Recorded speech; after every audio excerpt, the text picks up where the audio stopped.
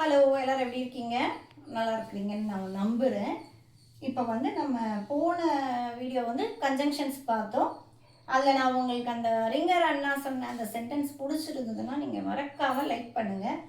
இப்போது இந்த வீடியோ இந்த டாபிக் ஃபுல்லாகவே பார்த்தீங்கன்னா காம்படிட்டிவ் எக்ஸாம்ஸ் போகிறவங்களுக்கு யூஸ்ஃபுல்லாக இருக்கும். இன்னொன்று என்ன, இதை நம்ம டெஃபினேஷன் சொல்லும்போது 6th 7th 8th சிபிஎஸ்சி பசங்களுக்கெல்லாம் ரொம்ப யூஸ்ஃபுல்லாக இருக்கும். எனக்கு ஒரே ஒரு ரெக்வெஸ்ட், சப்ஸ்கிரைப் பண்ணிவிட்டு பாருங்கள், ஒரு லைக் போட்டுருங்க. ஏதாவது உங்களுக்கு தேவைப்படுதுன்னா கமெண்ட் பாக்ஸில் அதையும் பின் பண்ணுங்கள். நான் உங்களுக்கு திரும்பி அடுத்த வீடியோவில் போடுறேன். இப்போ நம்ம வீடியோக்குள்ள போகிறோம். Types of conjunction. போன வீடியோவில் நம்ம கன்ஜங்ஷன்ஸ் பார்த்துட்டோம். இப்போ டைப்ஸ் ஆஃப் கன்ஜங்ஷன் பார்க்க போகிறோம். இதில் 3 இருக்குது.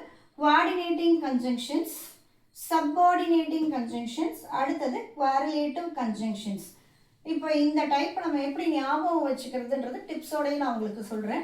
கோஆர்டினேட்டிங் கன்ஜங்ஷன், ஆல்ரெடி கன்ஜங்ஷன் அப்படின்னாலே ஜாயினிங் வேர்ட்ஸ், ஃப்ரேசஸ், கிளாஸ்.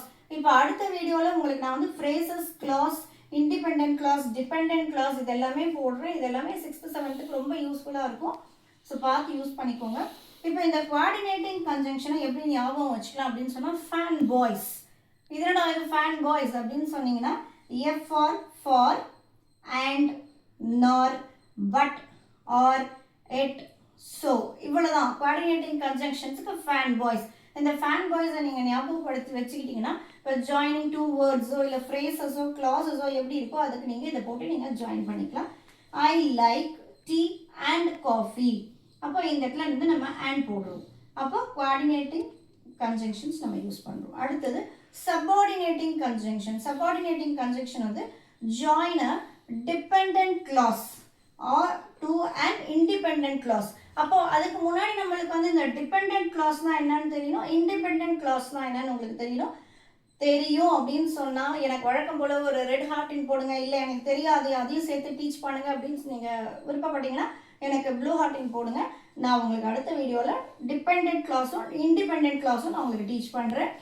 இதில் because, although, if, when, while, since இது மாதிரி இருக்கிறது வரும். இப்போ இதுக்கு ஒரு example, I stayed home because it was raining. Because எப்போவுமே ரீசன் கொடுக்கறதுல தான் நம்ம பிகாஸ் யூஸ் பண்ணுவோம். ஒரு ரீசன், ஒரு ஏன் லேட் அப்படின்னு சொன்னால் அதுக்கு ஒரு ரீசன் சொல்லுவோம். அதை மாதிரி யூஸ் பண்ணும்போது நம்ம பிகாஸ் யூஸ் பண்ணுவோம்.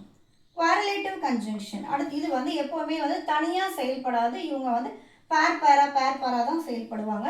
ஸோ ஒர்க்ஸ் இன் பேர் to join equal words. இப்போ இது பார்த்தீங்கன்னா either or, இவங்க ஒரு pair. either or நம்ம நிறைய இடத்துல பார்த்துருப்போம். either or இது correlative conjunctions. neither nor இவங்களும் அப்படிதான், neither nor, but both and.